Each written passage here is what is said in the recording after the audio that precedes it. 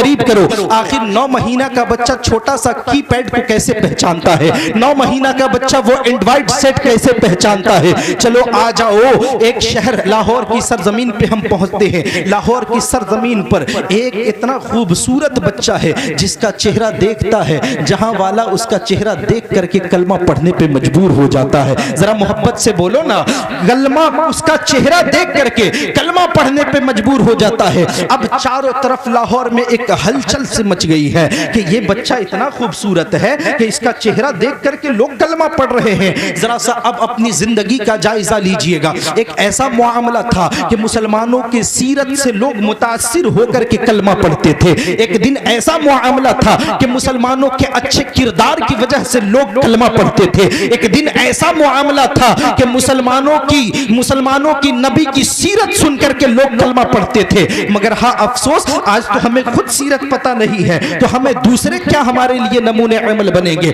आज तो हमें खुद भी नबी की सीरतें नहीं पता है। अगर 10 नबी की सीरत के ताल्लुक से पूछ लिया जाए तो लोगों को पता नहीं है। बहरकैफ मैं उस टॉपिक में नहीं जाना चाहता हूँ। मेरी हवा की बेटियों, मेरी माँ बहनों, जरा काल खोल के सुनना। एक बच्चा ऐसा लाहौर में है जो उसका चेहरा देखता है वो कलमा पढ़ लेता है। अब हलचल सा मचा हुआ है, हर जगह हलचल है कि इस बच्चे की नूरानियत का ये मामला है, जो इसका चेहरा देखता है कलमा पढ़ता है। आखिर उस बच्चे पे मुकदमा दायर किया गया। जब मुकदमा दायर किया गया तो पता है इत्तफाक से जज भी वही था। अब जज ने मुकदमा ये पढ़ा है, क्या मामला है? तो यही मामला है कि जो इसका चेहरा देखता है वो कलमा पढ़ लेता है। इसके चेहरे की नूरानियत ये है, इसके चेहरे का कमालात ये है। तो जब जज के पास वो मुकदमा दायर होते हैं तो पता है जज इत्तफाक से उधर वाला था। उसने देखा और देखने के बाद कहा कि इसका चेहरा इतना खूबसूरत। जी जी जी बेशक। वहाँ नईम अख्तर साहब की गाड़ी के पीछे एक गाड़ी खड़ी है, सेंट्रो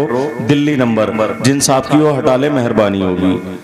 नईम अख्तर साहब की गाड़ी के पीछे एक दिल्ली नंबर गाड़ी खड़ी है जिसका नंबर 5768 है गालिबन, वो हटा ले, मेहरबानी होगी।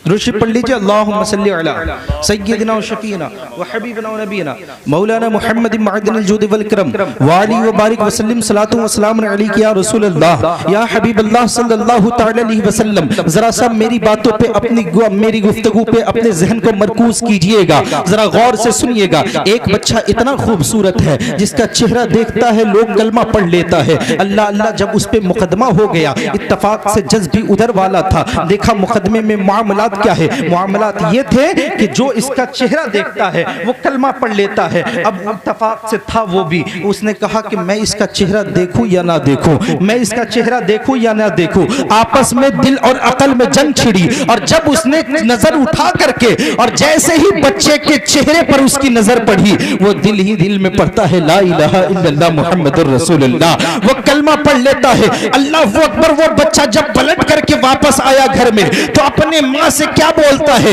ऐ माँ, आज तेरे बच्चे का चर्चा पूरे लाहौर में है, तेरे बच्चे का चर्चा चारों तरफ है। तो माँ ने कहा बेटा हुआ क्या? कहा माँ पता है, जो शख्स मेरा चेहरा देखता है कलमा पढ़ने पे मजबूर हो जाता।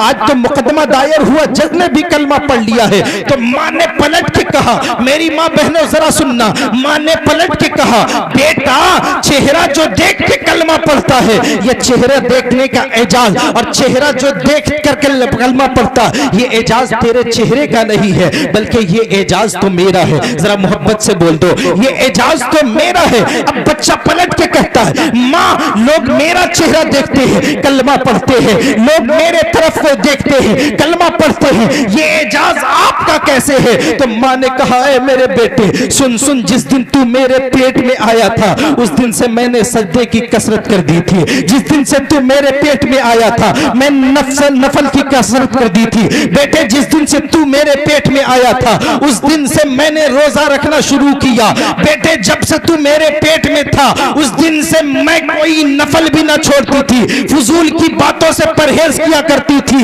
कुरान की तिलावत किया करती थी। ऐ मेरे बेटे नमाज तो मैं पढ़ती रही, अल्लाह अल्लाह ने नमाज का एजाज तेरे चेहरे में दे दिया।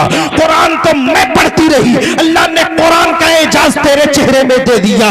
अरे परहेज तो मैं करती रही, अल्लाह ने एजाज तेरे चेहरे में दे दिया। तो मेरी माँ बहनों, मैं आपसे कहना चाहता हूँ कि अगर चाहती हो कि हमारा बच्चा गुलाम गौस बने, अगर तुम चाहती हो हमारा बच्चा गुलाम आला हजरत बने, अगर तुम चाहती हो कि हमारा बच्चा गुलाम मुस्तफा बने, अगर तुम चाहती हो कि हमारा बच्चा गुलाम औलिया बने, तो याद रखो सिनेमा से दूर हो जाओ, याद रखो पर्दों का ख्याल करो। जब मामला ऐसा होगा, जब पेट में तेरा बच्चा होगा, तू कुरान की तिलावत करेगी, तू नमाज की कसरत करेगी, तू नफल पढ़ा करेगी, तो याद रखो बच्चा होने वाला बच्चा वो मोहल्ले का बॉस नहीं बल्कि गुलाम गौस बन के पैदा होगा। बेशक बेशक बेशक, बहुत माशाअल्लाह।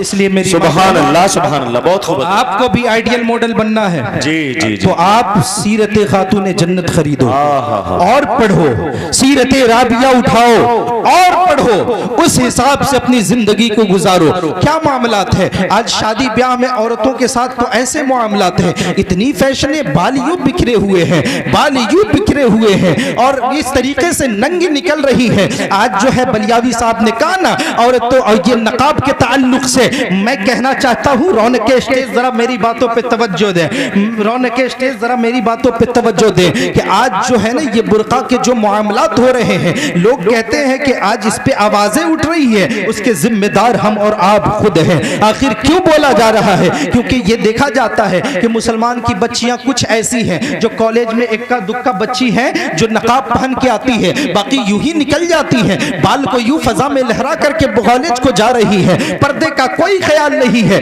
तब तो किसी ने कहा कि मुसलमानों के लिए ये कंपलसरी थोड़ी है, अगर कंपलसरी होता तो मुसलमान के बच्चे बच्चियां जो आती कॉलेज को तो वो नकाब पहन करके आती। तो आखिर हमने ही तो मौका दिया है।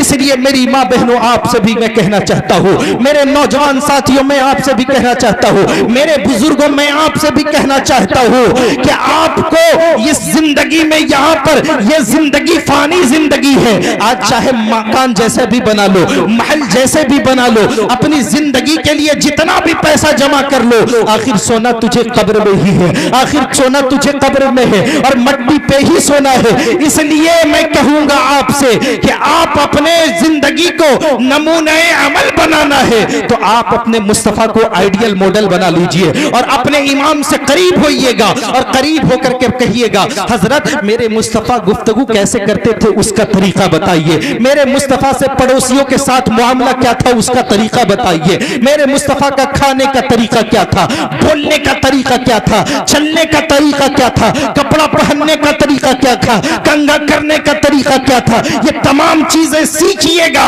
और जब सीख जाओगे तो याद रखो दिल में इस तरीके से संजीदगी होगी, जब मुअद्दब बनकर निकलोगे तो जमाने वाले कहने पे मजबूर हो जाएंगे, अरे ये देखो नबी का गुलाम जा रहा है, और जमाने वाले ये कहेंगे कि 1450 साल के बाद नबी का गुलाम ऐसा है तो फिर मदीना वाला इमाम कैसा होगा। वाह वाह वाह वाह वाह वाह, बहुत खूब हजरत, बहुत खूब माशाअल्लाह। नाराए तकबीर, नाराए रिसालत, उलमाए अहले सुन्नत, फैजाने हुजूर ताजुश शरिया। वाह वाह वाह। तो इसलिए आप करीब हो जाइए, मस्जिदें पुर कीजिए, मस्जिद की सफ़े खाली है, अजान की कदर कीजिए तब ताकि कोई अजान पे आवाज़ ना उठा सके।